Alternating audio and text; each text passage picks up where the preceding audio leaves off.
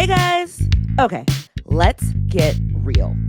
Do you sometimes feel like life's just a never ending loop of wake up, drink coffee, go to work, waste countless hours scrolling online, eat, watch TV, maybe read a book, sleep, and then repeat? Have you ever really thought, is this really it? Guess what? You're not the only one. I help people just like you, well, and me, to get unstuck. I'm bringing on amazing guests who will inspire you, challenge you, and maybe even blow your mind. Let's face it, if you keep doing what you're doing, you're going to keep getting what you got. But lucky for you, I know exactly how to help. With a little bit of woo and a whole lot of you, it's time to unstick your stuck and shake that thing up. Let's do this on Beverly Explains It All. Hi, guys. Welcome to Beverly Explains It All. I am really excited today because I am with the beautiful Tara Wiskow. Tara is an intuitive energy healer and life reinvention expert. So I am super excited. Hey, Tara, how you doing? I am good. How are you? And thank you. Thank you so much for having me here today. I'm excited. Of course, I am so excited to jump in because, this is like intuitive energy is so one of my jams. So I can't wait to dig in with you. Do you mind if we start first with like a quick little 5 question, yes, no questions, just to warm up? Let's rock it. I like it. Perfect. Do you prefer mountains or oceans? Oh, man. Mountains, Hmm. Dogs or cats? dogs. You said that like affirmed. This is a Mhm. good one. Do aliens exist? Yes. Ooh, okay. If you could have any superpower, what would you choose? Oh my gosh. These are not easy. This one I isn't easy. know, right? I like it though. Any superpower that I could have, what would I choose? Well, I can already travel back in time, forward into time. So I've got that established. Love it. You're I like a leg up. Yeah, I know. Any superpower. It would be, oh my gosh, to just be able to materialize any meal that I want, and that French fries would be completely calorie free. Oh There my you go. God. That is the best superpower you'd be doing for like mankind. Yes, I'm like so like greedy. I'm like, oh, I'd be invisible. I just want to spy on people. But yeah, a 0 calorie French fry, please. Okay, last question. Do you believe in magic? Yeah, I do. I do. I had a feeling you would say that. Yes. Okay, I'd love for you to tell my listeners a little bit about yourself so they know what we're actually getting into. Yeah, absolutely. I would love to. It's funny that you asked me that. There used to be a time in my life where somebody would ask me that, and I would have to think, I don't know, who am I? I have no idea, which Wow. is why I'm an identity like shifting expert, like life reinvention expert. So I'm Tara Wiskow. I live in far, far north Minnesota. A lot of people ask me how far, and I'm as far as up on the Canadian border. So pretty much I'm right there. I'm right into Canada. And so I live in northern Minnesota. I'm married. I have 3 boys who are all graduated. I oftentimes ask if I'm mature enough to have 3 graduated sons. You don't look like it, honestly. Thank you. Gorgeous. And I have 3 dogs, and I have chickens, and I love animals, and I have the most amazing passion for working with women and helping them to learn to love themselves and live authentically. That is my biggest passion. I love to work. Seriously, people ask me, "What's your passion? What do you like to do?" I'm like, I just like to work. I like to do what I do. And I'm a gym rat. I love being in the gym, which is a wild thing for me to be able to say, given my journey and my story. And I would love to hear a little more about that. I mean, I am just now kind of getting myself into the gym because before I would just, I don't know. I'm not a big gym girl. I think I got scared away years ago when I was like lifting weights and a guy came over to me and told me I was doing it wrong. So Yeah. ever like since then it like traumatized me and I was like, I'll just go on the treadmill. But I'm slowly getting back in and it feels so good. Um, Good. man. Yeah, so let's dig in a little more into your story. Can you, like, just me knowing and reading your story, you have so many defining moments. Can you just talk on that, speak on that a little bit? Yeah, absolutely. My story really started when I was 8 years old, and I didn't realize that that's where it started. I just found myself, later years being very overweight, and I'll talk about that. But I really want to talk about the importance of at 8 years old, because I think this will trigger in for a lot of your listeners that will understand how our childhood can create our life as it is without us realizing it. So it was my 8th birthday. It was Easter. We were having the birthday party and Easter celebration all in the same. And my aunt, who's developmentally delayed and didn't know, keeping a secret, she didn't know what that meant, came up to me and she said, Tara Lynn. And that's what my aunt and my grandma and grandpa always called me. And I said, yeah. And I was outside, all of us kids were outside, the parents were inside. And my aunt, she said to me, she goes, I saw your dad today. I said, yeah, I know. He's in the house. Like, you're 8, like big deal. And she said, no. She's like, not your dad, Junior, your dad, Brucey, silly. Wow. She thought I knew that I had a dad named Bruce. And I had no idea I had a dad named Bruce. Wow. And it all started to click in a millisecond, because here I am, you can see brown hair, brown eyes. I had a mom and a dad and 2 sisters that were blonde haired and blue eyes. And in every picture, I totally stood out. And in that moment, after approaching my mom, getting slapped across the face, being told to get out of the house and go play with the kids, not because my mom had, but all of a sudden this big dark secret that she had kept for many, many years was all of a sudden out of the bag. I knew. Yeah. And I realized that I had no idea who the hell I was. Wow. And that moment started this, at a very young age, this loss of identity, loss of knowing. And it created a lot of personas within me of behaving in a way that I thought people wanted me to behave to keep me accepted and wanted, because I had no understanding. And it took me time to start to ask questions. When you're 8, you're not daring enough to ask those questions. And so I started to ask the questions and found out at young that my dad wanted nothing to do with me and had actually told my mom to abort me. And that story in itself was hard for me to understand and to be able to grasp. And then what surfaced was my grandma, which would have been his mom. And she was encouraging me to come meet him because he was sick. He had cancer. And I finally, after her 2 years begging and pleading, I finally went, and he was quite sick. And I got to be with him for 3 years, and then he was gone.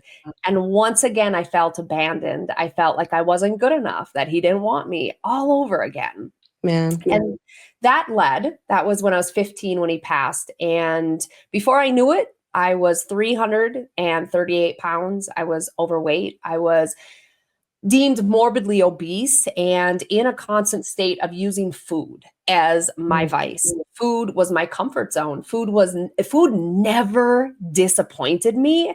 And it sure as heck never abandoned me. Never. Right. So if I had a plate full of French fries, it just didn't up and leave me. It was I love French fries.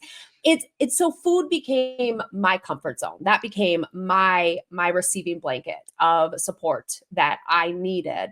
And that, I guess, is really where my journey started, of being overweight and knowing that I had to lose the weight. I had to shed it. I needed to get rid of it. I wanted to be able to be the mom that I promised my boys that I would be. And I struggled. I struggled to be able to keep up at the pace that they needed me to be at. There were 3 young boys that were energetic. And I remember one time saying, why can't you guys just sit in front of this TV and just sit there? Can't you just sit for 30 minutes? I remember being so angry with them that they were so busy and that they were curious and they wanted to play and they wanted to do things. And I was a teacher. I was an elementary ed teacher, and I was trying to encourage my boys to not be kids. Wow. Right? Yeah. And that started my journey of going through the weight loss journey. And I wish that I could tell you that I did all smart things, wise things, that I just, lost it in all the healthiest ways possible. But I didn't, Beverly. I tried anything over the counter, doctor prescribed, internet suggested, friend recommended, anything to try to get that easy button that would just make it fall off. No reality of looking at it that it took me years to gain it. Yeah. I didn't want the slow cooker process in the gaining it. I wanted the microwave process and getting rid of it. Of course. Right? You're not alone. No, being a weight loss coach for women for over 11 years, I've learned that is a journey that we all, when we realize we need to lose it, we just want it off right now. Oh yeah. And we don't get to the basis of why, the root cause of why we gain the weight, which is work that I do. But back to being that weight and being desperate to lose the weight, I developed eating disorders, anorexia, bulimia. I started starvation, deprivation. I went through a really, really dark time. And I'll share this, and then I'll end with this part of this story, because there's a lot more, as you talked about. We were at the park, and I was a park bench mama. And I was sitting on the park bench. My boys, Trevor, Trey, Treston, were all out playing, and the moms that were skinny and good moms and the good ones were playing with my boys, because I couldn't fit on the equipment. And I always watched when the other moms started to tell their kids it was time to go and they were starting to get things together. Then I would tell the boys, "Okay, we got to go. Let's go." And I'd always leave before any of the other families left. Like, I was the first to leave. And on this day, I don't remember what I was thinking about. I don't remember what I was caught up in.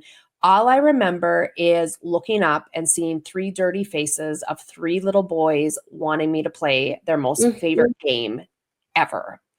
And when I looked out, I realized everybody left.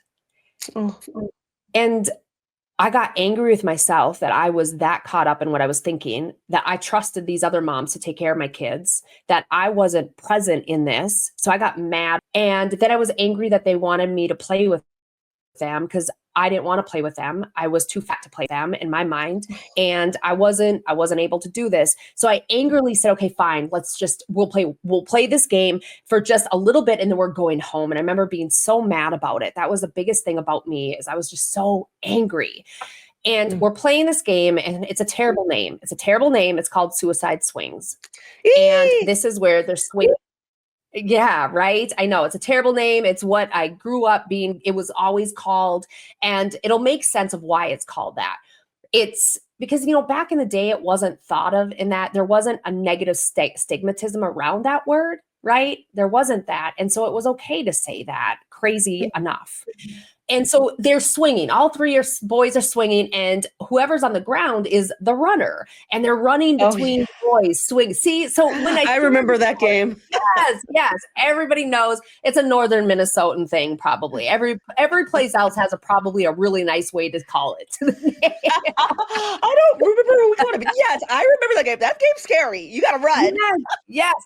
That's what the boys love. The boys love that game. So I'm running between them, and we've been playing. I get lost in it, and we're having fun. And I'm going by Trevor. So it's Trevor, my oldest, Treston, my youngest, Trey, my middle son. That's the order of the swing. So I'm by Trevor, and I said, "Okay, I'm going by. And when I get to that end, we're done. Okay, we're going home." And so Trevor said, okay. So I go by him, and then Treston says, "Me next." He was so excited. And I said, "Here I come." And as I go, just as he goes back, I tripped. And I fall. And as I'm falling, I didn't fall fast enough. God. Yeah, slammed into me. Now, Treston is 2. He was about 2 years, 3 months. And he slammed into me, and his feet colliding with my body flipped him backwards. Oh, shucks. Dang. So he flipped him backwards, lands on the ground, and in an instant cracks his head open and knocks it out. Oh my God. I did not know it was going that way. I'm sorry. I know. Jesus. So I remember getting getting on my knees and crawling to Tristan, and there's blood pooling. Trevor and Trey are bawling and they're crying and they're begging and asking me to run. Tristan's not awake, and I pick him up and I start running. And the boys are crying and they're telling me to run faster. And they say that when adrenaline's rushing, you can pick a car up. You know what? It did not happen for me. Okay. I remember running and having to stop. And I remember Trevor and Trey yelling, "Mom, run, run. He's dying. He's dying." Like they're bawling. They don't know what's going on. Trevor is only, 5 years old. He doesn't understand what's going on. We finally get to the van. Tristan starts screaming. He wakes up. I get him tucked in. And we get to the ER and everything's okay. Everything's fine. The boys get a lollipop. Tristan has staples in his head. He's a 2.5-year-old that feels like he's Superman. He's all good. Mom is broken. Of course. I was broken. Man. And that was where suicide actually came into my life. That is where I decided that I didn't deserve to be alive. I couldn't lose the weight. I was a worthless mom. The only thing I thought I was meant to be in this world was the best mom you could be. That was all I ever thought I was supposed to be. And I failed. I failed my boys. And by this point, I was divorced. I divorced their dad, and I was a single mom. And I just decided that they could do better and they deserve better. And it was my third suicidal attempt. And, people will always judge. I've been judged. Why would I choose to do this when I was at home with the boys? Why would I choose to set them up with their favorite snack in front of their favorite TV show? And why would I call to have somebody coming over and choose to end my life right there? Why would I choose that? I don't have the answers for that. What I do think that I do believe is that God, the universe, the higher power, whoever you speak to, for me, it's all three, they had a plan and they knew. And I remember kissing the boys on the forehead and telling them I love them and going to my bedroom. And I remember sitting on the edge of my bed bawling and knowing that I had no other choice. This was it. This is the only choice that I had, because that's what I believed. And all of a sudden, the door that I thought I had locked opened. And there stood my little blonde-haired, blue-eyed boy, Trey. And I remember him assessing the situation and him saying, "Are you going to die, Mama?" Oh. And having to look at him and know that I would never lie, and it was either yes or no. Oh, wow. Well, all of a sudden, what came to me was, Tara, you've got to learn to love yourself as much as you love these boys. That's your only answer through this. And in that moment, I remember looking at Trey and saying, "No, buddy, no, it's going to be okay." And from that moment forward, I learned how to love that 338 woman who was told she was morbidly obese, who felt like the most disgusting woman in the world, that was a worthless failure. I learned to love her. I learned to look in the mirror and love what I saw. I learned to reframe the things that I was saying about myself and not accept that I loved my body as it was, but accept that I wasn't where I wanted to be, but I was getting there because I was choosing to love myself down the scale. So that's where my journey started as a weight loss coach in my weight loss journey. Wow. I mean, when you just dug in and the defining moments, because I kind of just, I knew some, I didn't know all the specifics. Literally, I'm just I was tearing up because I mean, you're such a beautiful being, just your spirit and your energy. I just can't even imagine you not on this earth. So I'm so glad that you were able to overcome that. And thank you for sharing your story, because I'm sure this is going to help so many people in general. Wow. So, I mean, from there, thank God your boy came in and saved his mom, first off. But yes. How did you get into weight loss? What was your motivation aside from your children? And how did you just be I'm going to I'm 300 something pounds, but I'm going to go to the gym and I'm going to do this. Like, how did that road start and what did you do? Because it's hard. Like, I'm speaking from experience. Like, I am constantly on a damn diet. I won't even say like I've struggled throughout my life, but I mean, like you said, every fad I've tried, I'm in Weight Watchers right now. At some point, you have to just be like, well, look, this is what it is. You know, thank you, Jesus. Like, I'll be okay. But like, how did you motivate yourself to just know and to do it? So it's kind of funny how it happened. I was working in the special ed department, working with a young man that had cerebral palsy, and I would push him around in his wheelchair all day long from classroom to classroom, and we would move. And I started to notice that my pants were getting looser. So I went to the phy ed teacher and they said, so I'm pushing Kyle around a lot and I'm moving, my pants are getting looser. I thought, Beverly, that I was sick. I thought something was wrong with me. What's wrong with my pants? Wait a minute. What is this feeling? Like, I thought, like, am I sick? Am I dying? Like, do I have a disease? Like, I don't lose weight, but something's happening to my body. And so she's explaining to me, she's like, the best way to lose weight is walk. Like, yes. So many people, right, think that you've got to have this big, grand thing. She's yes. like, walking is the best thing. So I started walking. And I started to get up in the morning and I would walk. Now, I could not walk far in the start of it. It was not even 3/4 of a mile. And we lived out in the country, my boys and I. And I remember going along the highway that we walked on, and we had a cornfield right next to the highway. And there were times that Tara was in the cornfield, sick as hell, because I was moving my body, right? Yep. So I started at about 3/4 of a mile, and I continued to push myself and push myself.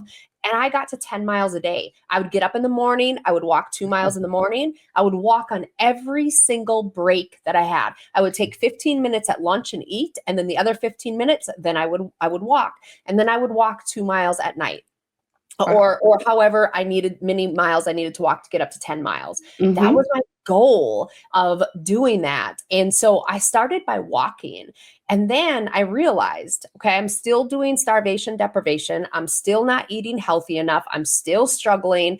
I realized I needed to clean up my nutrition. And so I started to pay attention to what I was eating. I started to pay attention to portion sizes. I started to really, really focus there.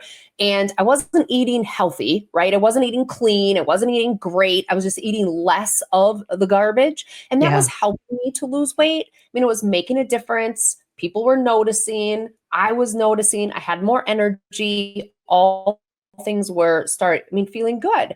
And so I'd lost about 120 pounds. I'd lost 120 pounds.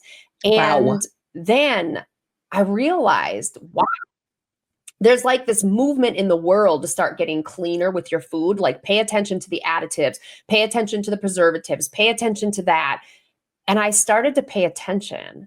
And I took out pop, drinking water, and I cleaned up my eating. And just like that, I lost another 110 pounds, lost a total of 220 pounds just by cleaning up my eating and eating enough food, right? It's not the prettiest picture, you know, our story. Like, some people are like, so what is it? What is it? I'm like, well, I walked and I ate clean and I left my food, right?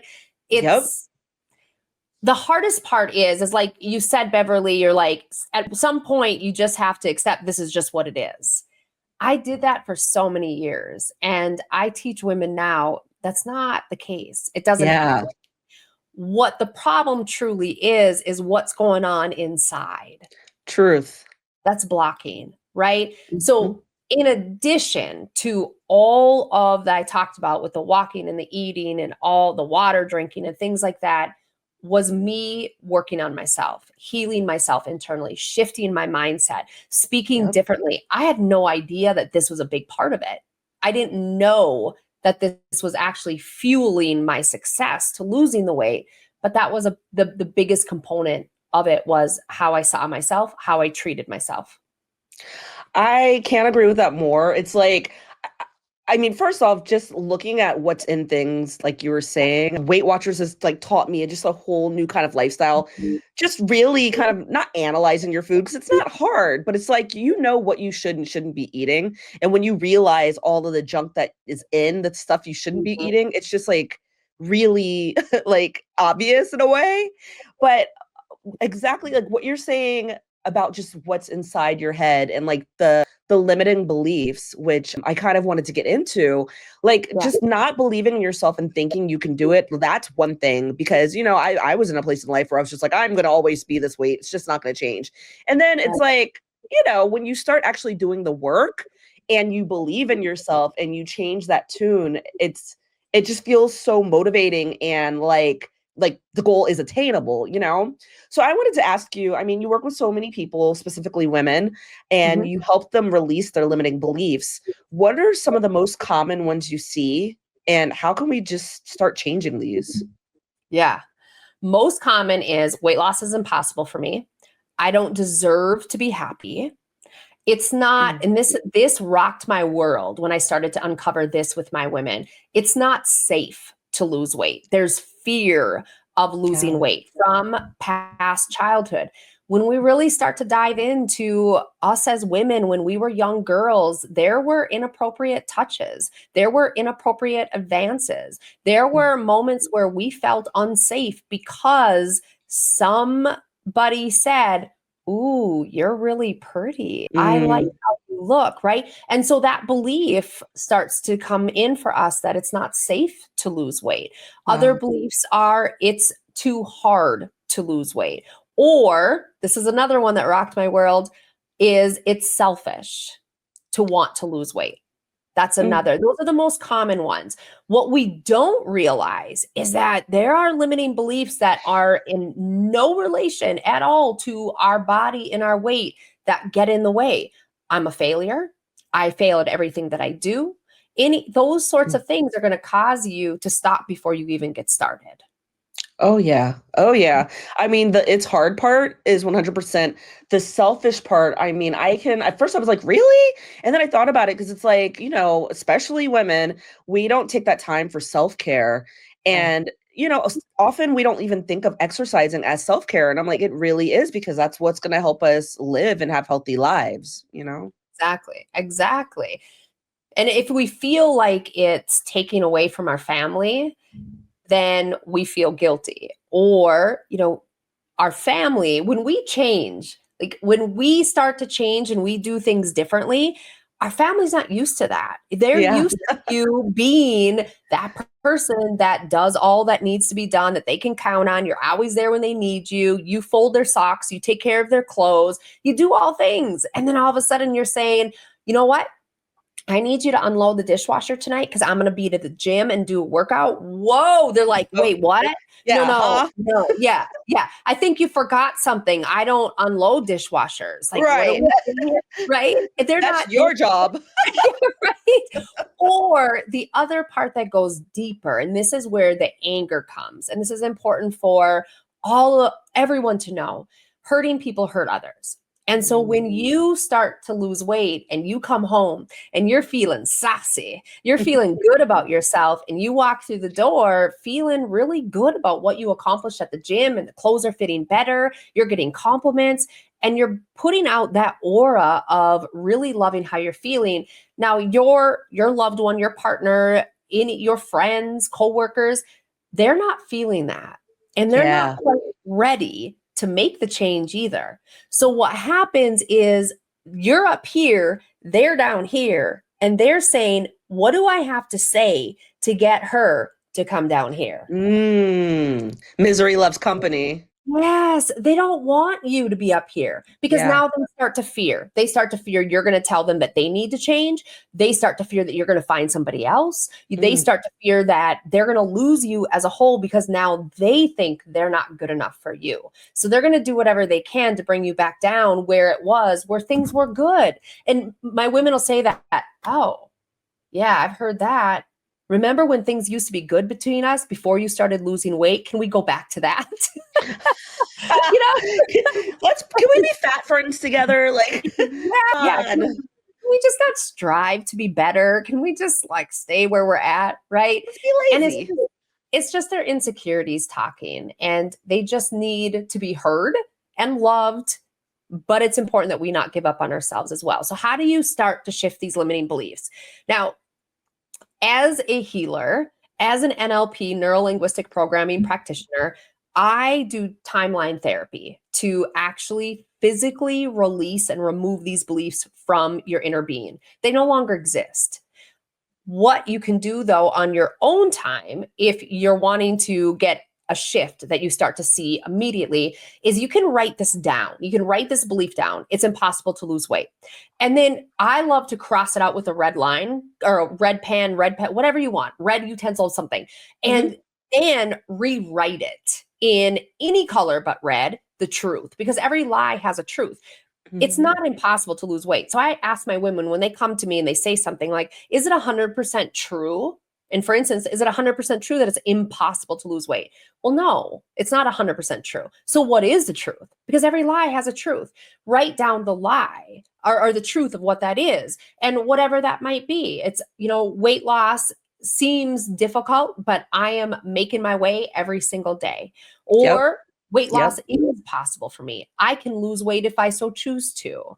It's choosing to say it in a way that feels empowering and feels affirming for you. And I like to take it the next, I don't actually have it on me right now, but usually I have a hair tie on my hand. So if I were to say that limiting belief, it's impossible to lose weight, I'm like, whoa, switch that hair tie to this one and say, it's very possible for me to lose weight. I'm deserving of losing weight. I can lose weight if I want to. And then when I say the negative, switch this hair tie to the other side and keep on doing that. That physical attribute of that actually helps to bring in the mind connection, mind-body connection to help you really cement that belief in. Ooh, I like that. I'm going to actually start using that. And I mean, I assume it works in other areas, just limiting beliefs in general. Every area, any limiting belief that you have. And a lot of people say, well, how do you know if it's a limiting belief and how can you be aware of it? This is where it's tricky. So you have your unconscious mind and your conscious mind. Consciously, you're aware of 5% of what you do in the day. Anything that's new to you that all of a sudden you experience and you're aware of it and you're looking, that's conscious. That's only 5% of our day. 95% of our day is unconscious. It's autopilot. And that's where these sneaky limiting beliefs live. So if you decide, okay, I'm going to start working out because I want to lose weight, all of a sudden these limiting beliefs start to surface. And they can also be unhelpful thoughts. It's too expensive to get a gym membership. I don't have time to go to the gym. It's selfish for me to choose myself. My family's going to be upset. My husband, my partner, my significant other is going to get angry. He's not going to like it. She's not going to like it. My children aren't going to be happy with me. All these limiting beliefs, unhelpful thoughts start surfacing. And it's really important when that happens, when you start to notice that you're really excited about something, but then you notice that you lessen your stride in moving towards it, just sit with it, just go inward and just ask yourself, like, what emotions are coming forward right now? And like instantly what comes up is doubt. And then ask, like, what's this doubt around? And it's worry of people being mad at me. Why am I worried about people being mad at me? I'm afraid of being left. That's the biggest thing right there. Wow. That brings me right back to being 8 years old and finding out that my dad was not my dad and brought me right back to that abandonment. That's why I shared that story in the beginning, because most of these limiting beliefs come from very, very early on in our imprinting phase of 0 to 7 years old. Could be while you're in the womb, could be during your birth. Could be even a past life or passed down generationally if you believe in that sort of thing. Yeah, I mean, things we don't really have true control over. Yeah. Okay, man. I mean, just speaking about this subject, and you brought it up, being an energy healer, I just want to jump in, because to me, this is like the fun part. I'm like, woo! Yeah, we get to talk about some woo-woo. I love woo-woo. Yes. Me too. I really do. And it's like, I'm hoping with my show, I can actually introduce it to people who might be a little skeptical or just curious and just don't know, because I'm like, I don't think there's anything to be afraid of. So maybe you can help us all, since you describe yourself as an intuitive energy healer and spiritual spiritual practitioner. Can you really share what that means and how you discovered your abilities? Yeah, absolutely. So, what does it mean? As an intuitive energy healer, what that means, and life reinvention expert, they're really one and the same, but I see them as different because the energy healer is how I do it, and the life reinvention expert is what I do. Is I help women reinvent their life through self-love and authenticity.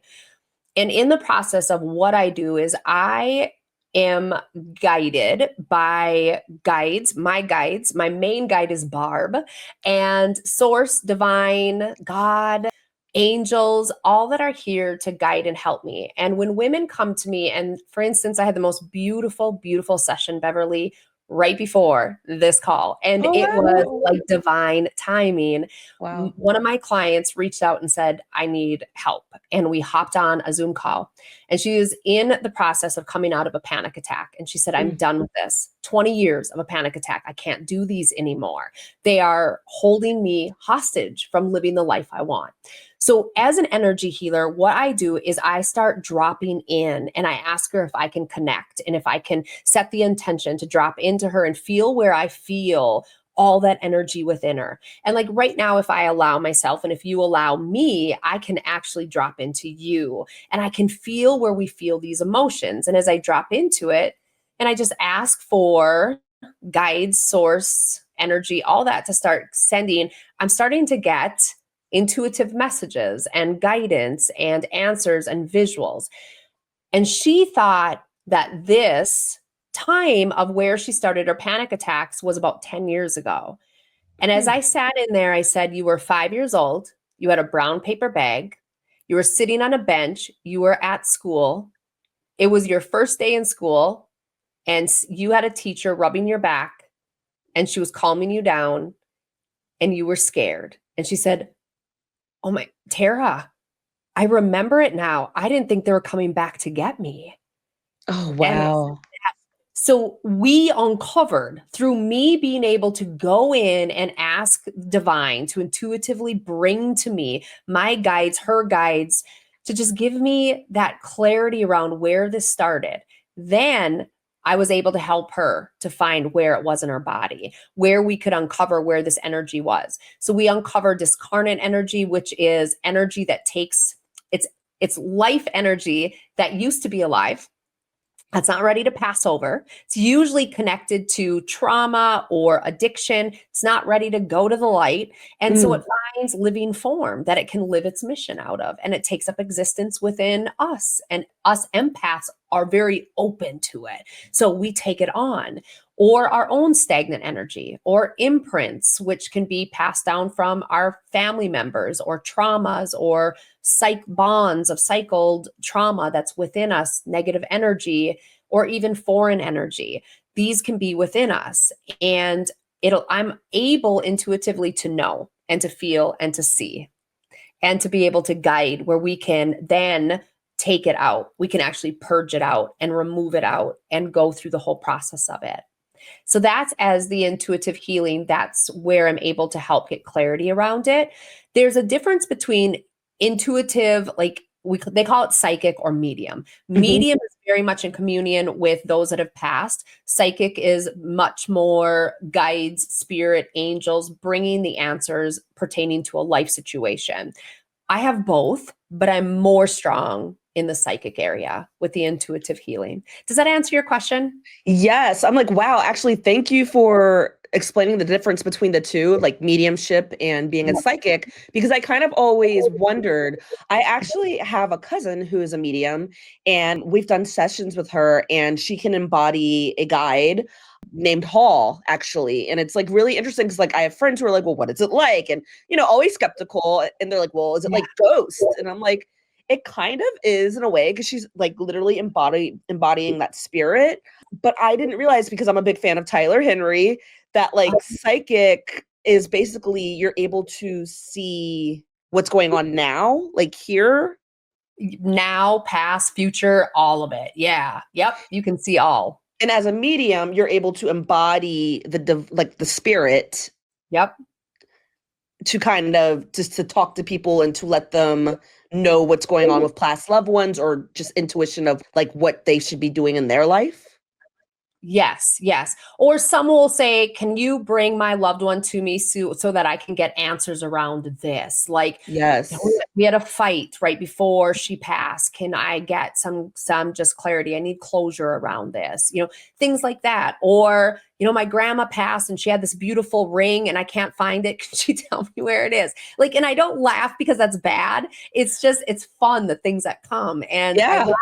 I laugh most because I had this spunky grandma with curlers in her hair that was not giving up that information without putting up a fight. Holy Hannah, she was feisty. It's wild. Like, do you actually see these entities, or is it kind of like more like a description, or like how does it work for you? And is it different for everyone? It's different for everyone. So some you hear, you see, you feel, right? And each person's different.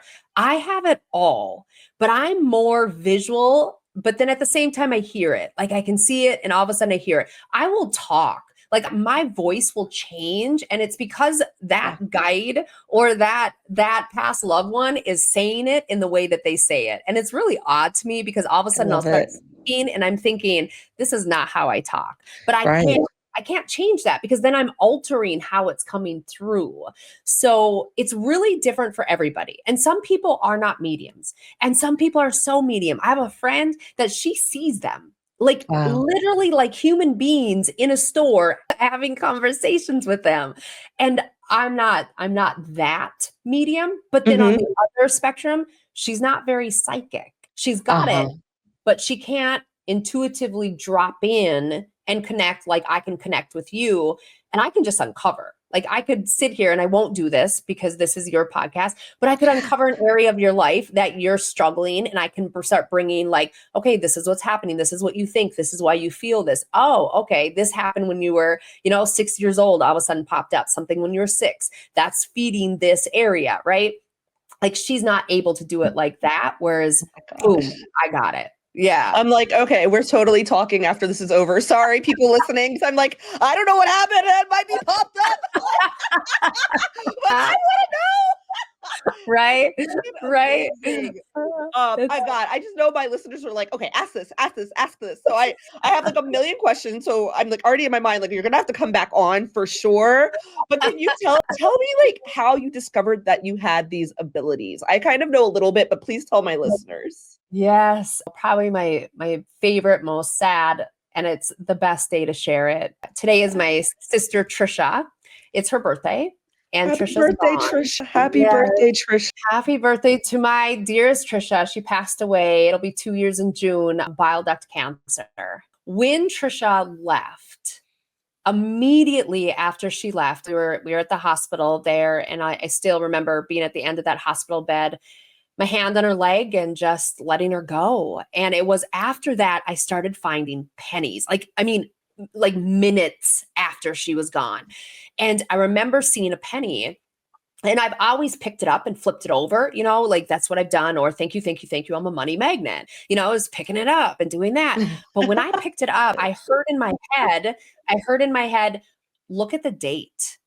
And I looked at the date and it was 1984. That's a year she was born. And then as I'm moving through, I go into the hotel room, I walk into our actual hotel room. There's a penny at the end of the bed and I pick it up. And it was the year 2015, which is the year that her and I went to Georgia, Atlanta.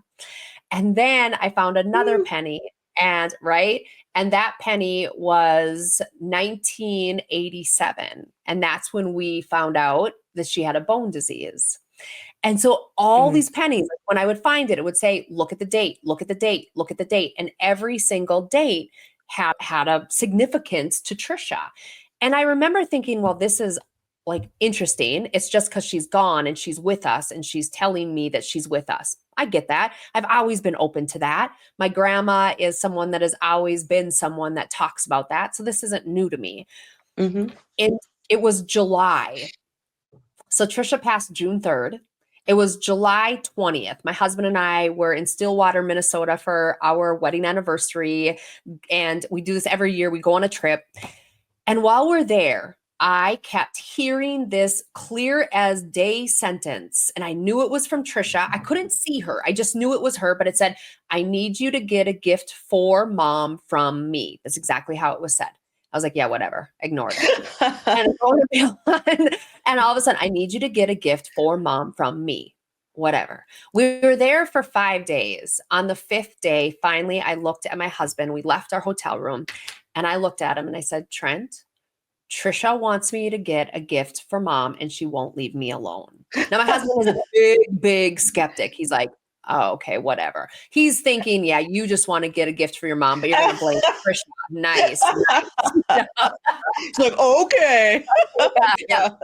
Blame someone that's not here to defend herself. Right. Nice, Tara, right? So I said, no, I'm serious. He's like, yeah, whatever. So as we go across the street, and I said, we got to go to the end of this road because I heard it. She's like, go to the end of the sidewalk. When you get to the end, go across the crosswalk. So I said, we got to go across the crosswalk. I said, oh, she says it's that right there, that gift shop. He said, okay. So we go in to that gift shop. And I remember walking in really like pissed off, to be honest with you, about this interruption to my life, that I'm following this goose chase that's ridiculous and it's probably stupid and it's probably not true anyway. And I said, all right, so now where do you want me to go then? With this attitude. And she was 5 years younger than me. So of course I've got the older sister attitude. She goes, go straight. So I go straight.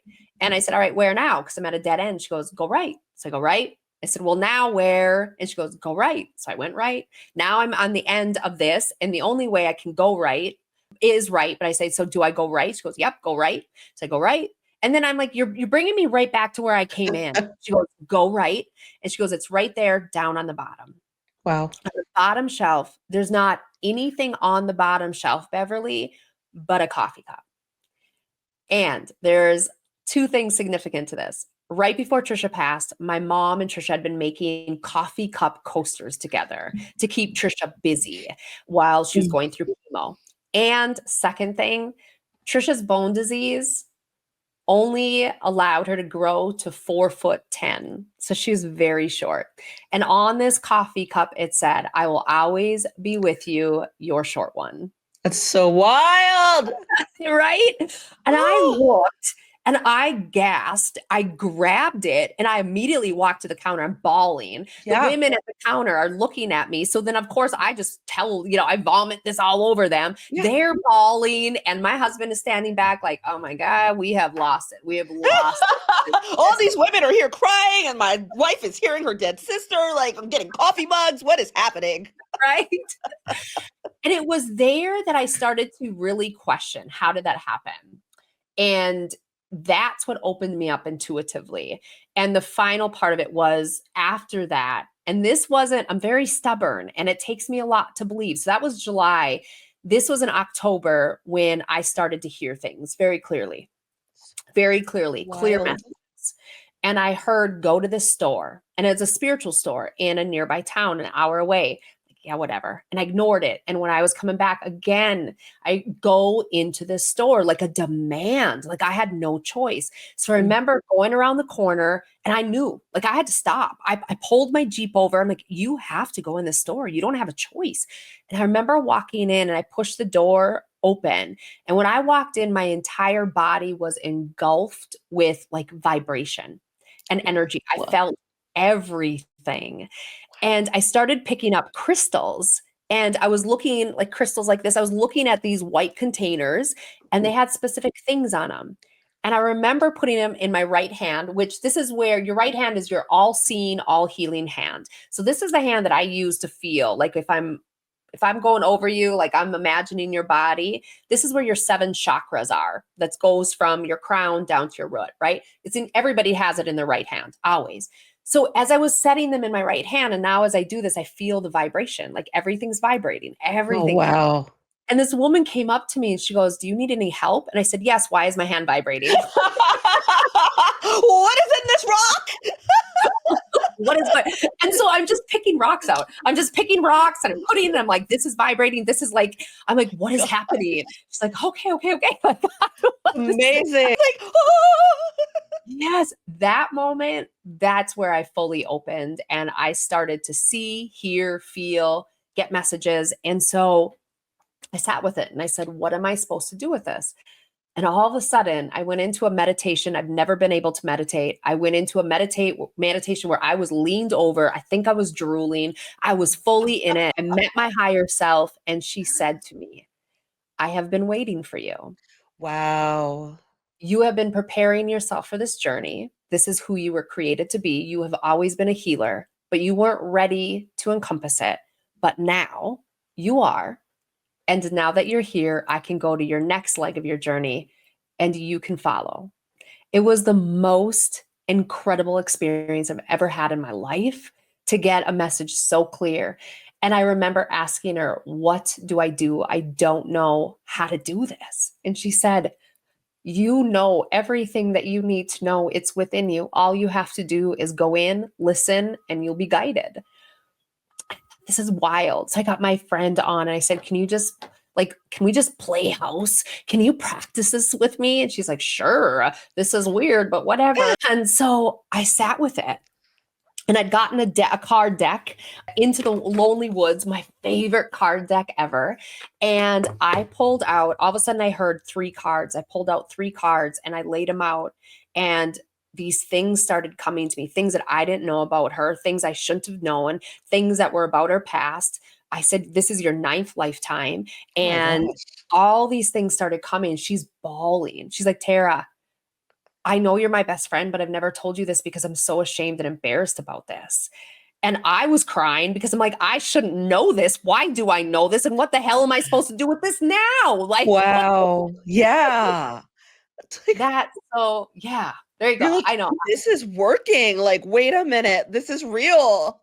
Yeah. And I almost wanted to just slam it shut because I remember thinking, this is a really big responsibility to know all this, to guide people through this, and to know that I can heal them, to know that I can help them through ailments. I can help them with, like my client earlier today, with panic attacks, to remove things that are autoimmune diseases. There is research that's showing that there are autoimmune diseases that are being created because of past traumas that have not been healed, and our body is ill. And it's causing our body to dilapidate and break down. And if we remove this energy from within, it actually heals us because we're no longer flooded with this negativity, this toxicity within.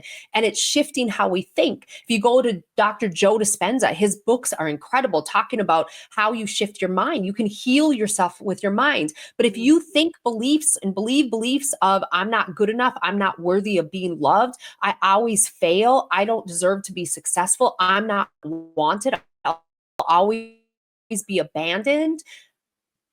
How the hell do you ever show up authentically as yourself when these beliefs are flooding you every day? Right. You stay sick and you think something's wrong with you. And there's nothing wrong with you other than you've got identities and negative forces within you that need to be removed. That's it.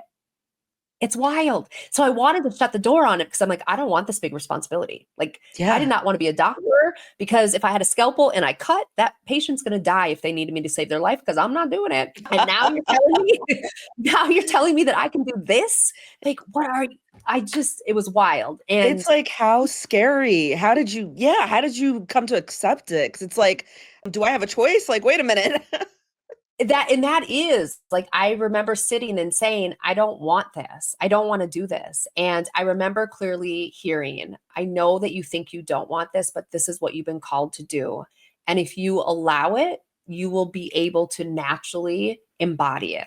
And when I sat and I just started to ask, like I just said, okay, tell me, what do I need to know? What do I do? It just flowed. Clarity. I knew things. I could come up with things that I'd never been able to do before. I would find things like, where is this then? And because I was told, like, you'll be able to find things that are lost. I found a key that I've not been able to find for 8 years. I found the key and it was exactly where, right? Those things that started to happen where I was like, okay, this is real. I am meant to do this. I can do this. And so I used my women that are in my program, that are in my weight loss program, right? I've had them some of them for years. I said, okay, ladies, we're going to try something. They're like, okay, what are we trying? We trust you, coach. What are we doing? Like, well, this is what we're doing. They're like, oh, okay. They didn't believe me. They didn't believe it was going to work. And then all of a sudden we start going through and we start releasing, and we start taking, and I start seeing, and they start feeling, and things are healed. I have a woman that was scared of the dark because of what happened to her as a child. She would not do anything in the dark. She walks every single morning in the dark, and she is absolutely not afraid. She has healed her past. She has, I the stories I can tell you, Beverly, are absolutely unbelievable. Oh my gosh, it's interesting that you were talking about just like the coaching with it, because one of my questions was, we were talking about the skeptics, your husband. I mean, first off, let me ask, does he believe you now? Nope. That's His grandma crazy. comes to me. He's got 2 grandmas that have passed, and they come, and his grandpas say, ask him about the mints that were in my pocket. Like, I used to like, and he's like, don't talk to me about that. Like, I don't want you talking. Nope, nope. I'm like, why? Wow. Why not? He's like, because I don't believe it's possible. I'm like, but I said, just answer me this, Trent. Did your grandpa or did your grandpa not have mints in his pocket? Yes. Okay. I said, did he or did he not shake it and say, like, come and try and get it? He's like, yes. I'm like, how do I know this then? Because I wasn't Okay. there. You know? See, He was. it's so wild to me, like the disbelief, the skepticism that can like people can have. But I'm like, Yeah. you know what? It's not for everybody. That's fine. It's for me. So I'm just like, Yeah. my husband's kind of like your husband. He's very skeptical. He's seen my cousin, in the practice of being a medium as well. And, she's one of those people who her whole body and mannerisms changes, her voice changes, all of that. I'm like, how do you not believe this? It's like she's a whole nother person. But I want to know what you would say to those skeptics, like the difference between just traditional coaching and the fact that they can work with someone who can actually tap into energy healing and intuition. Like, what's the difference that clients can see between the two things? I love it. When you've got a traditional coach, it's very much the do this, do this, and do this, and do this, and do this, and do this. It's very much action oriented. You're going to eat this way, or whatever the coaching is, right? They're going to bring you through the talking, the talking, the talking. And you can tell that I have so much anger around that because I've talked to more therapists in my life. Answer this, tell me this, relive this, go through this. Like, I do all the talking and they do all the listening. Yeah, for sure. Not that that's wrong, Yeah. but I never healed. It never removed it from my body. I just talked about it until I didn't want to talk about it anymore. Mm-hmm. Or in my weight loss program, even though my women lost incredible amounts of weight, and they did incredible, and I supported them through it, when they finished the time frame in my program, they'd lost the weight, they'd learned new ways of showing up for themselves, but they still had those negative beliefs that were floating around, that were still like, they had to always be aware and ready to jump into battle to shut it down. Like, always had to be on alert, like ninja style. When you're moving in with somebody that is intuitive, where I can drop in and all of a sudden say, hey, you're ignoring me today, and I can tell that you're struggling. I feel the energy because you had a fight last night and it's affecting you. Want to talk about it? And you're like, is there not anything I can get past you? No, I'm sorry. Okay. So I'm able to tap, and I know when my women aren't okay. I know when something's going on. I know because it comes to me. I'm able to get that sense. That's one big benefit of it. The other part, when you are working with somebody that's an intuitive, we're going to get to the root cause. What do I mean by that? If you're overweight, I want to know why. If you're struggling with depression, I want to know why. If you've got fibromyalgia, I want to know what is the root cause. Where in your body did this originate from? I'm able to ask your higher self, your unconscious mind. I can use my divination tool of a pendulum, and I can ask, did this originate in her spleen? And it'll tell me. So can I show this? Are you okay with me showing? Yes, please. Oh yeah, please. So when we just sit with this is my pendulum, and I just ask, like, show me yes. So back and forth is yes. My hand's not moving. Nope, it's not. So Now show me no. That's so And crazy. right? Yeah. So this Back and allows, forth. like, if I ask it, does Beverly have imprints within? Yes. I hope that's Right. a good thing. Well, imprints are things that could be blocking you, right? Oh, Like they that's could not a good they could thing. be Uh-oh. blocking you.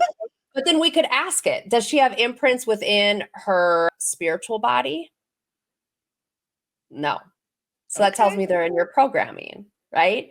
So that means it's from this lifetime. It's not from, you didn't bring this down from any other lifetime. Because if it would be from in your spiritual, you would have been bringing that from lifetime to lifetime to lifetime. So this tells me these are imprints that you picked up from this lifetime, which means it was when you're in the womb, during your birth, or your imprinting phase. So now we can start to get to the basis of when this happened, where it originated from, why it happened, and we can actually release it out of your body. You're And fully healed. what is your imprinting phase exactly? Your imprinting phase is 0 to 7 years old. That's it. So if I were to ask you, like if we were to drop in and I would say, if you were to know, let's just say we're saying this limiting belief is, I'm not worthy of losing weight. And I connect to your unconscious mind and I say, if you were to know, was it before, during, or after your birth? Now, as I'm saying this, Beverly, your unconscious mind is wanting to peg in. It's wanting to come in because I can feel it. I can feel it saying, Oh, yeah. right? And so in that moment, if you were to say after, I'm going to say, if you were to know, what age were you? And if you said to me 19, what happens with that is you have a file folder. Okay. Or say this is your file folder.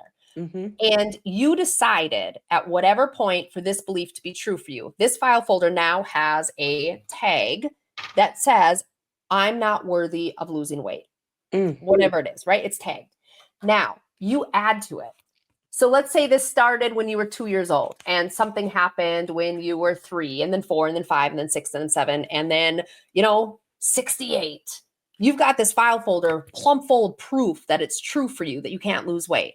Now, if we release this, if I say, okay, 19, we release at 19, what happens is that all of this from 19 to actually being 2 years old stays. And only from 19 to 68, you're not 68, I'm just using that. 68 is removed, but now this file folder still exists. And that means we have a gap of time, but we're going to start adding to it. And you still have that belief within you.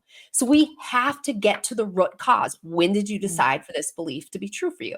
So if you say anything past 7, I'm going to say, could you ask your unconscious mind if there's an earlier time? And we sit with it, and all of a sudden, boom, 2. Now, I already know when it is because the message comes to me. So it pops in. Like I know, I get the number that comes to me. It's 2. I just have to wait for you to get it because I can't tell you it's 2. You have to come to that. And then we can guide you. And do people know? Like, are they like, I don't know? Or they like, it just comes to them as well? They'll say that. They'll be like, I have no idea. And I'll say, well, I know that you don't know, but if you were to know, now all of a sudden your conscious mind is like, well, I know. Hello, pick me. I got you. Right? That invites our unconscious mind to come forward. Your unconscious mind knows everything because we all have a higher self. We all have an inner being. We all get intuitive messages from ourselves, as we all have an intuition. If you're at the stop sign and all of a sudden you're supposed to go left, but your intuition says go right, there's a reason. If you're supposed to leave at a certain time and you don't, because all of a sudden you hear, you probably shouldn't leave on time. You're like, what the heck is that? Or you lose something and you find out there was an accident. That's your higher self protecting you. If you would have been, I cannot tell you how many times women have said this to me, or men. If I would have been at that time where I was supposed to be at that time, I would have been in that accident, right? That's your intuition guiding you. We all have intuition, and it's just listening to it. Now, this usually makes people panic. So, which is interesting. When I work with women, they know I'm a bodybuilder. They know that I build muscle. They fear that that's what's going to happen to them. And I always tell them that's not unless you want it. And then now I start to experience women that are like, oh, so we all have intuition. Does that mean I'm going to start having people that are past come to me? Am I going to start getting messages for people? No, not unless they're calling. Most people's intuition is just for yourself. You're not all wild and wonky like me, where we're just supposed to be inundated with messages. That was actually one of my questions as well. It's like, are there some like common signs that a person is receiving guidance from a beyond, but like we're just not aware of it? Yeah, the messages, the things. It's like, you should probably check your pockets before you put it in the wash machine. Go right, go left. Look underneath the bed. There's something there for you. And all of a sudden you find something. Or you think all of a sudden somebody's name pops up or a face pops up of a friend and boom, they call. Well, that's because your higher self was telling you. The universe was telling you, hey, she's going to call you. He's going to call you. They were giving you a little message to let you know they were popping in or they were thinking about you. It's just coming. We're all energy. The world's energy. We are energy. We all have auras and we all vibrate at an energetic level. And that allows us to connect to other people energetically. So what you put out always comes back. Same with everybody else. I believe that's so spot on, man. Like, is there a way that we can actually start tapping into our own intuition? Yeah. Just meditation's a big thing. And I know a lot of people say it's hard for me to meditate. I can't calm my mind. It is hard. It's really interesting how there's a misconception of what meditation is. Well, it is, but it doesn't have to be sitting. You don't have to be sitting and only doing meditation that way. You can actually be out moving. People meditate when they're walking. I didn't know this, but when I walk, so when I'm preparing for a bodybuilding competition, I'm walking 2 hours a day. And when I'm out walking, I'm telling myself stories. I mean, I am in another country on the beach and enjoying myself and having like, I've got these whole stories going on. That's meditation. That is the so same as meditating. I love to hear that. It's so interesting that you say it like that because like there's been many times my husband and I would try to meditate together or we'd be in a group setting and there's like supposed to be a meditation and he and I are both like our mind is like wandering like somewhere else or whatever. But you know, I'm pretty spiritual. I consider myself a Christian and I pray pretty much every night. But I don't say like a traditional person. I'm not on my knees and like praying like, you know, with your hands together, but I'm like literally talking to God in my mind, you know? And I'm like, but I feel like I'm meditating because it's just like being in a serene state, you know, of some kind of other consciousness, I guess, like a direct dialogue, but internal. It is. Yeah. You're connecting with God, or some people will call him the divine creator of all. Yes. When I do energy healings, I will say, will the divine creator of all please be here and help us in commanding all the negative energy that's within. For if it was you within Beverly, you know, I'm asking the divine creator of all to be here with me to help me to purge this from her, to remove this. And when you're praying and you're, however that is, I mean, I just lay in bed and lay in my back. Yeah. Like, and you're connecting with him. And if you really just sit with it, and you'll see however you believe he looks, to each of us are different, or, you know, whatever we believe, everybody has their own belief. Or the spirit or the universe or, you know, whatever. Yeah, absolutely. Another great way. So a key I want to teach about meditation that I had to use right away was you imagine in your mind's eye. So when your eyes are closed and you just imagine your hand coming out. So what I would do is when all of a sudden a thought would pop up, like, oh, you should probably start a little close. I would just see my hand coming out and like push it. And if the thought came from this way, I'd see my hand come out and push it away. I wasn't physically doing that, but I was sitting there seeing it push. I'm like, nope, I'm staying, push, staying. That's one way. So then it's like blocking it out, just pushing it out. I also love the staircase. I love seeing the staircase in my mind's eye and seeing myself going down the stairs. And every step down just relaxes me. Oh, and yeah. Right? Yeah. It just, that's another tool that I'll use and that I would recommend that anybody use if they struggle to relax into it. And know that it's okay if you fall asleep. Guided meditation's a really, really great way to get started. That's where most people have to start. I now can sit and just say, ask, you know, guides, universe, higher power, higher self, God, what do you need me to know? And all of a sudden things start coming. And of course, that also is because that's very, very unique to my ability. But we all have that ability to get those messages because they're Mhm. for your higher good. They're for your higher good to receive them. So you think like people who aren't as intuitive, like we can really just kind of lay and meditate, and that's going to help us hone our intuitiveness? Like, do we ask questions? Do we just stay in that meditative state? Like, how can we achieve, obviously not getting to the mediumship or a psychic level, but just being more like tapped into what the universe is guiding us to or for? Yeah. Just sitting, and it doesn't have to be meditation either. It can just be sitting, and I close my eyes because then that allows me to shut the world out versus seeing things, but just sitting in it and asking, like, what do you need me to know? That's Yeah. the best question. What do you need me to know? What's important for me to know? What will me knowing help you to help me? And as you sit with that, all of a sudden, the things that you need to know just start coming. And being Mm. patient with it, knowing that sometimes you won't get the answers right away and going about your day, but being open to know that signs will come to you. Things will show up that weren't there. I had a blueberry on the kitchen floor yesterday or the day before that was not there when I walked around the Oh, kitchen all wow. day long. There's a blueberry, and it was Trisha that was there, and I knew it was Trisha. Paying attention to those signs will help you to start to know that you're receiving messages, and that'll also help increase your intuition. But the other thing that's coming to me that I'm supposed to say is just trusting yourself.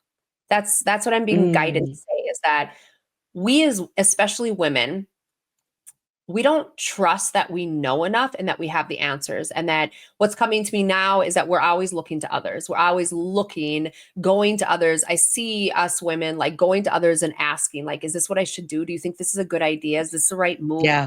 We're always asking everybody else. And now what's coming Yeah. is like every time you're asking everybody else, you're missing what's coming into you.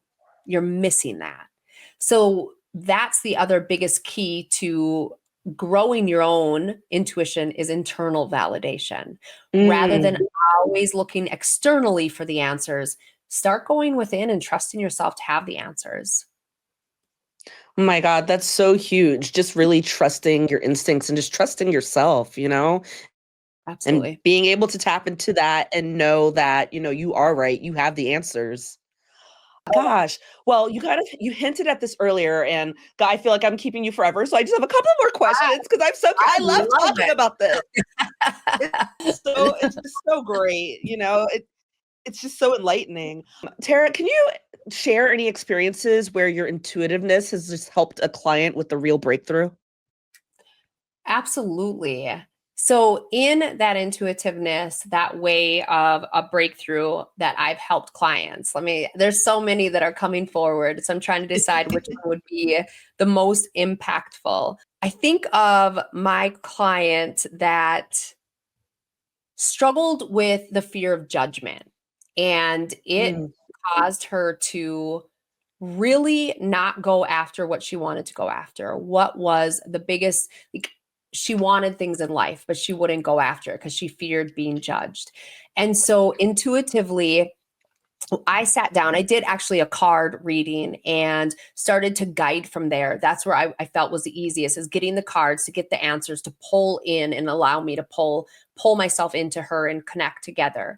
And what we uncovered is a childhood experience of when she was actually 2 years old. And in that time, she was trying to play with, she was doing something with toys with her brother. And in that moment, something happened where she was yelled at and she was teased and something occurred. And we were able to drop her into that experience to get connected with those emotions, to uncover that it was back then where she started to have this fear of judgment. And that Wow. fear of judgment caused her to actually not go out and do things, to play like piano in church and to be present in all ways that she wanted to. She had a lot of fear, a fear of showing up. And intuitively becoming aware of this, I was able to uncover the limiting belief: I'll always be judged. It's not safe for my voice to be heard. It's not safe for me to be authentic. I always Mm. fail. when I try to succeed, or success always comes with shame. That was the biggest one. And we got the energetic charge. So when you sit with it, you get, it's called the SUDS scale. It's really the energy of it. How impactful is this belief? 0 to 10, 10 being the highest. And when we connected with it, she said, can I say like 16? Because it's so high, Tara. I can't breathe, right? So intuitively, I was able to help her to bring her back to that time with guidance. We were able to figure out the exact limiting beliefs that were holding her back. We together use timeline therapy. We release these beliefs. We remove them, the file folders out of her body, completely out.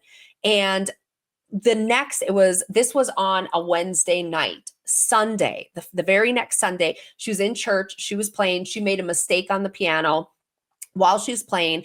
Typically, if this would have happened, she would have been bawling afterwards. Her husband would have had to help her out to the car to console her, to tell her it's okay.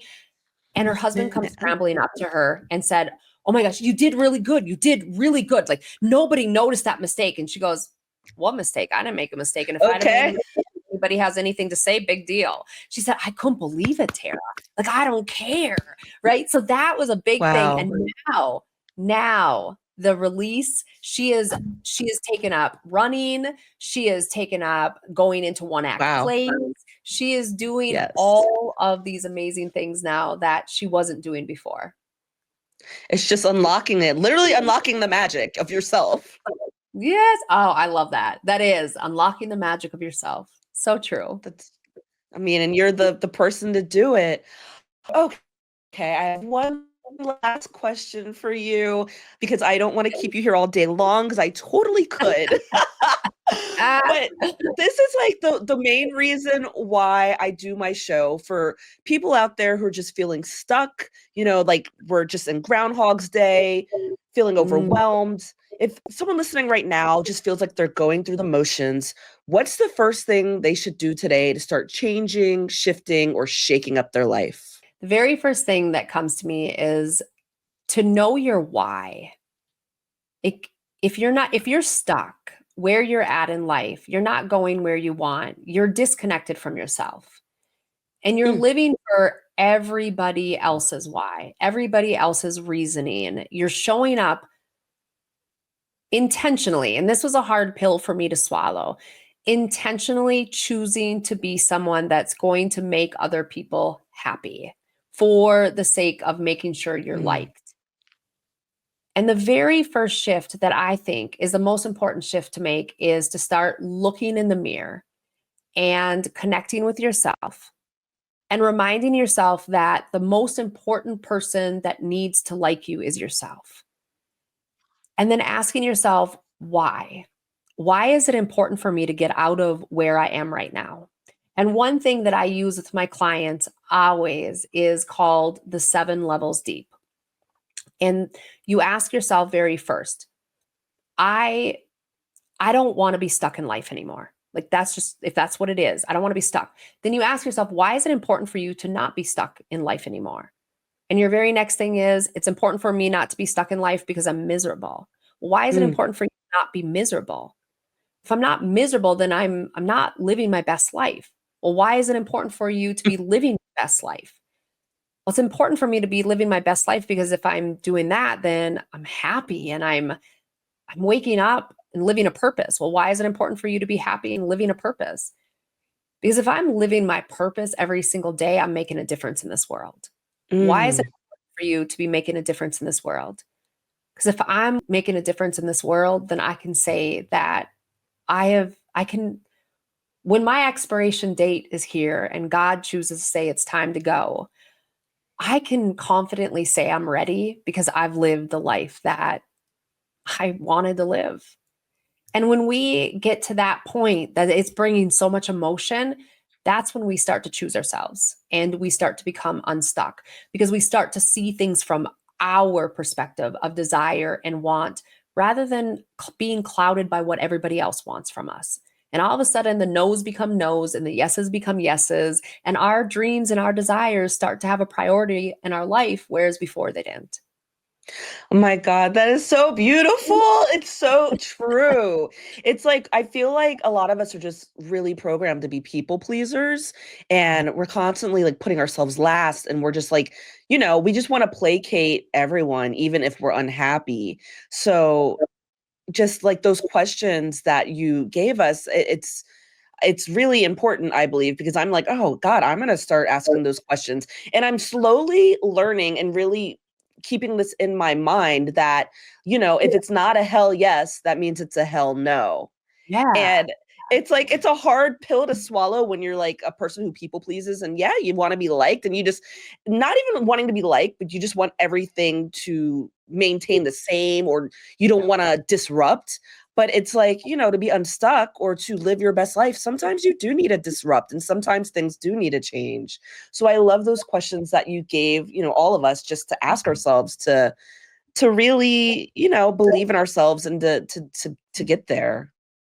Absolutely. It's a hard journey. If it was easy, everybody would do it, but it's so worth it, every bit of it. And when we start to go in and ask ourselves those questions and get honest with ourselves and not look to somebody else.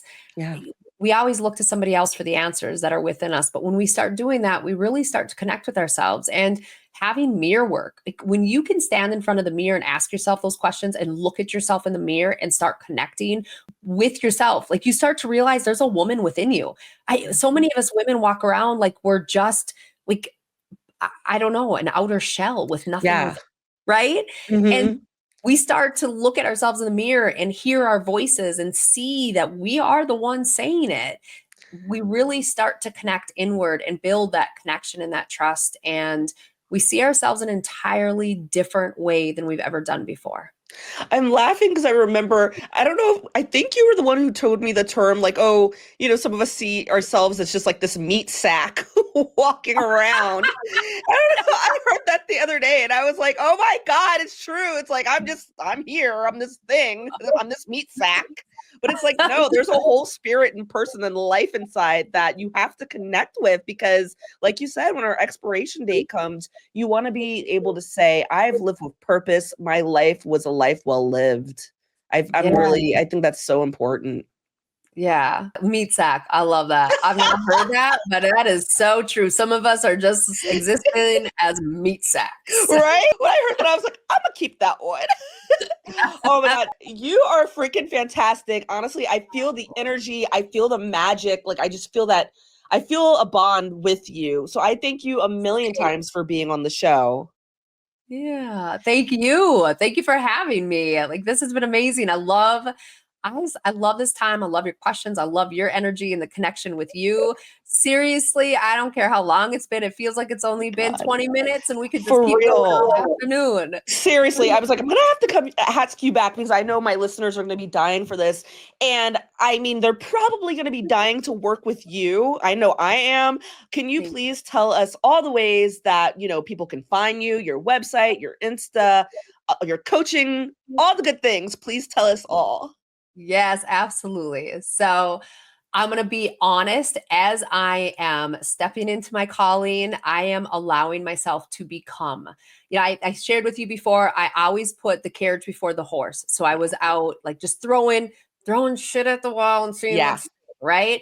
Now I listened and I knew I had to become before I start putting out. And that's where my truest voice would come. So I Amen. shared that with you because when you look at my Instagram, and you see that there's not as many reels and I don't have a whole lot of followers, it's because my other Instagram was so confused about who the hell I was Yeah. that I had to start a new one. So it's Tara.Wiskow. And you'll see my old one that's just Tara Wiskow. My new one is Tara.Wiskow. You can follow them both if you want, but the one with the dot in the middle is going to be my most current one.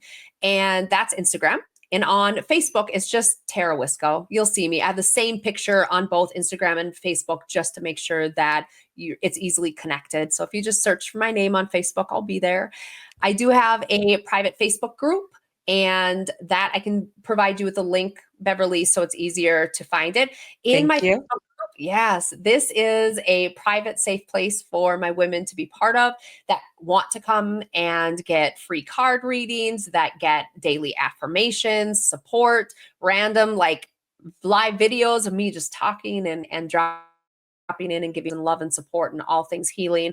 So it's a very sacred, special place that I love to show up in. So I do have that available as well.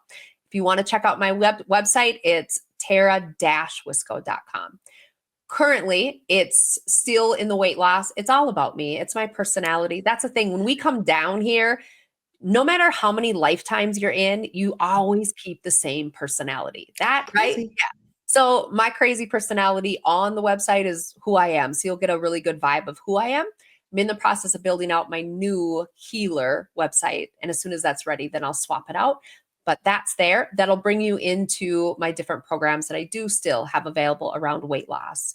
And just messaging me. I'm in my DMs all the time. I'm always communicating. I'm always there. Just ask questions. I love to link elbows with people, and I'm a teacher by heart. So just ask. 100%. And I promise to have all of that information in the show notes. And although you don't have your intuitive healer or mediumship packages like on the website, people can still contact you to get information on how to be read or how to work with you with like intuitive coaching. Yeah. Yep. And I can give you that link too, so that they can actually, if they want to just book a complimentary call to learn more, or if they're like, oh, hell no, I'm ready, I can give you links too. And we can actually hop into either just an intuitive card reading or an energy clearing. I can give you those links as well. So if they're ready, I do currently have a special on one of my energy clearing bundles. It's a reset bundle where we do energy clearing, we do intuitive reading, we do a chakra balancing. So that currently is a 3-hour session at 67% off. So it's a savings of $222. Oh, hell yeah.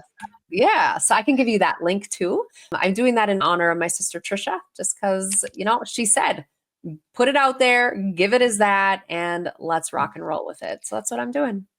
Oh, that's so awesome. I mean, I feel like people are going to be flocking to you because of this podcast. I mean, what you're saying is the truth. I feel it. I'd love to ask you a mantra, a quote, or any words that you live by. Oh my gosh. I have so many, but the number one that I live by is it's none of your business. This sounds so crude. It's none of your business what anybody thinks or says about you. What only matters is what you think and say about yourself. That Oh my God, yes. is what I live by. Yes. Yes, it's so true. We're so nosy. I know I am. I'm like, girl, this is none of your damn business. Just keep it over here. Right? So Exactly. If we just learn that, we would stay in our lane more, and we would save ourselves so much heartache and frustration and self-doubt. 1,000,000%. Oh my God. Tara, you have been such a joy. Happy birthday to your sister, Trisha. Oh God, thank you. Thank you for just being here. Thank you for all the knowledge. And God, please stay in my world. Stay in the Beverly Explains It All world. Absolutely, 100%. I am so, so happy to cross paths with you. Thank you. Thank you for that. True. And I mean, I think we're connected at the hip, girl. So Woo! let's go. I love it. You guys heard her. We got to hold her to it now. Thank you guys for listening. This has been Beverly Explains It All. Enjoy your day.